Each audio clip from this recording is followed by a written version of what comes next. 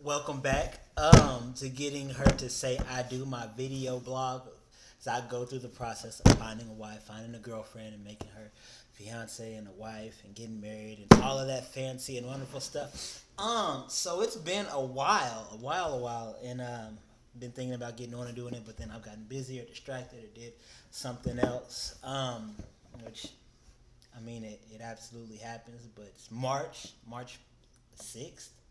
Yeah, March 6th. Entirely flew through February. February was a crazy month. Super exciting, super fun. I had a date. Uh, so that was cool. Um, um, so I met a girl, was talking to the girl.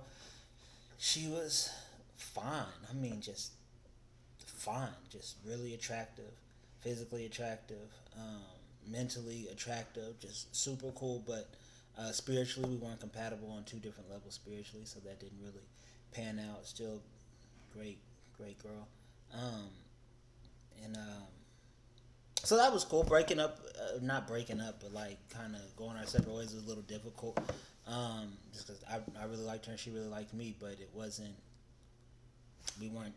Yeah, we weren't compatible spiritually, so I don't think that it was worth investing in long term. Um, so yeah, that's kind of that. So February, I had a date with a different girl. We went to the movies, and that did not work out either. um, so now I'm just kind of like hanging out and enjoying this singleness, and it's kind of lonely sometimes, but not it sucks. But I'm kind of enjoying it. So today I want to talk about like the dating experience. So I am a hopeless romantic. Coming to America is probably my favorite movie. Like how they fall in love and she falls in love with him for who he is, not what he has. And they just have like this great relationship and marriage and like all the stuff that they go through to get to that point. So like in my idea, I want to meet somebody. We're best friend or we're cool. Then we become best friends, and then we fall in love, and then that absolutely happens. Like that's my dream. And the idea is to be married for 50, 60, 70, 80, 90 years, however long you get to be here. Like to be married until one of you die. Like that's the aim, that's the goal for me. And so I was thinking back, like, man, I've dated like a not a bunch of girls, but like for what I feel like is a bunch of girls. Like I feel like I've dated probably 10 or 15 girls, and I'm only 20, 27. Um, and like since I've been an adult, I've only dated like 3 or 4 girls. But like my entire life, well, that's bad. Middle school and high school relationships don't really count. But like over that span, like I've dated all these people, and I can remember thinking back to being a kid and thinking I was gonna get a girl. We were gonna be boyfriend and girlfriend, and then we were gonna grow up together, graduate high school, graduate college, get engaged in college or right after college, then get married, have kids. I'd be married by now. Like that was my aim, that was my goal. And for so many people, I think it's the same thing. Like no one planned on having multiple relationships. Nobody planned on having multiple baby mamas and baby daddies and multiple kids with different parents. So I don't think that was anybody's aim or anybody's goal. Like I think the intention was always to just be with one person and spend your life with that person. But that doesn't work out. Granted, there are people who just wanted 2 or 3 girlfriends at the same time. I'm not one of those people. Um, or boyfriends at the same time. I'm not one of the people. Like my aim and my goal was always to, like just have one relationship, that one relationship for my entire life. But it happens whenever you're dating someone, you find out the point of. I was talking to extremely intelligent person. Like they said, the point of dating is to figure out what you like and what you don't like, and then like when you get married, like you pick the person that you're willing to put up with for the rest of your life. Like, yeah, you do this, like you smack you whenever you chew. I can put up with that, but I can't put up with you not bathing. Like that's where I draw the line. If you don't want to bathe, I can't be with you. But if you smack when you chew, we'll deal with it as we go. Like I can put up with that for the rest of my life, but not bathing, absolutely not.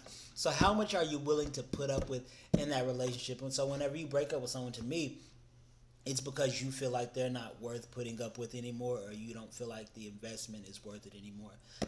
Just in my opinion, that's not factual. That's just how I feel about it. I've also been at the gym, um, and so I've been like working out consistently, and it's been amazing. I jammed my finger yesterday, so it's kind of difficult to lift weights with the jammed finger, but I'm getting bigger. But I'm realizing that I have to eat more as well. And I think that also plays a part in relationships. Like, the more you know someone, the more you understand someone, the more attentive that you have to be to them and to that relationship. Like, the more serious your relation gets, the more effort that it takes to make it be successful.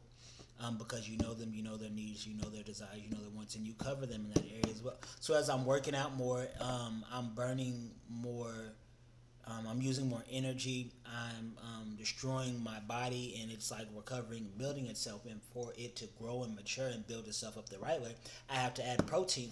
In other parts of the body, I'm not like super good with anatomy and all that stuff, but you have to add more stuff once so your body can grow and mature. It's the same way when you're in a relationship. Like, I started using the rabbit trails. So it's important that you invest and you pour into that relationship, the person that you're in a relationship with as well, the further it goes.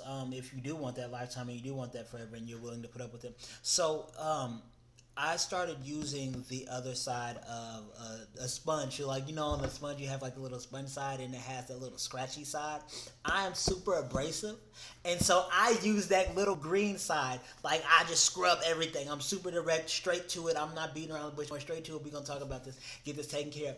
But I've learned that with women, and especially with children, especially with women, you can't always be so abrasive and just head on and straight on. You have to kind of be, go not sneaky or snaky, but like, the direct approach isn't always the best approach. So you can go around and talk about stuff and deal with stuff in that way also, so you're not like a jerk, and you don't hurt people's feelings.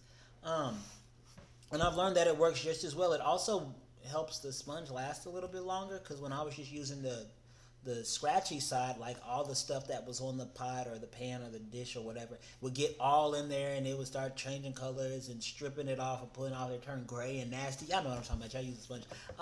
But I learned that if I use that sponge side of it first, it kind of cleans it and smooths it out, and then I can scrub it and make sure that it's really clean. So fixing and correcting my approach and not just being so straightforward with everything is also beneficial when you're in a relationship, because if you are going to put up with somebody, and if you are going to deal with somebody, even when they're doing that thing that annoys the crap out of you, that you will put up with for the rest of your life, but you don't want to, whenever you approach them in a way that's not so confrontational, but in a way where they realize that you're trying to help them and better them and your relationship, not change them or attack them, they're more open to listening to you and changing that thing that's causing the problem, rather than just beating them over the head and saying you suck at life and this relationship is all your fault, why we're not happy.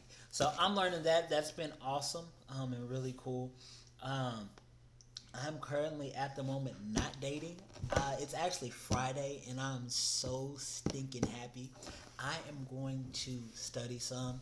I got some tests that I need to take so I can make some more money, so I can be a more desired man, like the best me possible, and I can provide a wedding ring and a home and all that for my wife one day. So I'm just kind of developing myself and getting better. But I'm going to hang out today. I'm going to just sit in the house.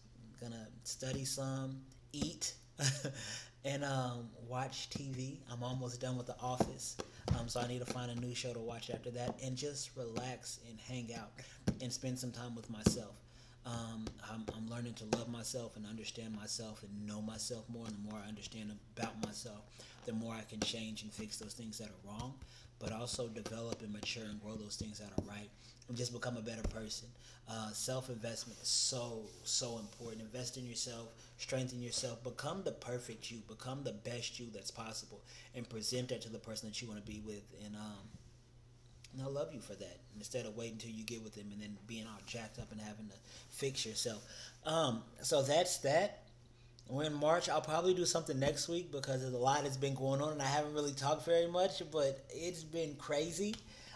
Super exciting, super fulfilling, and super fun. I love you guys. Thanks for coming and hanging out with me as I still journey and track through this process. Next time I start to talk to someone, I'll let you know before I start to talk to them. That way we can go through the whole thing together, and if it's awful, it'll be funny to laugh at, or sad to laugh at, but if it's amazing, then we can know about it all fully through. Again, if you have any questions, comments, concerns, let me know. I will address them. I'll talk to you about them and deal with them also. And you guys be blessed and well and happy and enjoy your weekend. Happy Friday. Happy March. It's springtime.